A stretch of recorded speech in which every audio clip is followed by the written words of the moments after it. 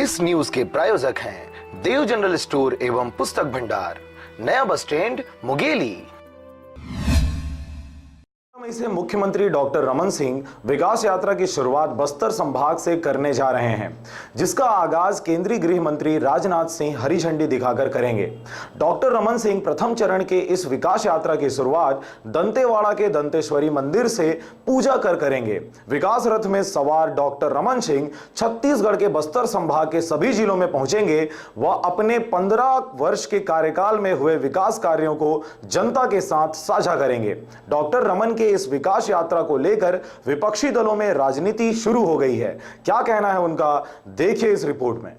यदि उन्होंने 15 साल में इस प्रदेश में विकास किया है, जैसे कि वो नारा देते हैं सबका विकास सबका साथ, ऐसा नारा माननीय मुख्यमंत्री जी देते हैं।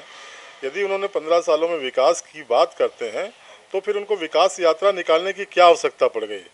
मैं आपको बताना चाहूँगा, पूरे छत्तीसगढ़ के लोग परेशान हैं, छत्तीसगढ़ के किसान परेशान हैं। हमारे छत्तीसगढ़ की जनता को, भोली भाली जनता को प्रलोभन देने का प्रयास कर रहे हैं, इसलिए अपनी ये जो विकास यात्रा की शुरुआत कर रहे हैं। कांग्रेस पार्टी ये कहना चाहेगी कि वो विकास यात्रा नहीं, अपनी विनाश यात्रा निकाल रहे हैं। उन लोग जितना भी यहाँ पे घोषणा किए हैं वो सब घोषणा इनके कार्यकाल में पूरा फेल है।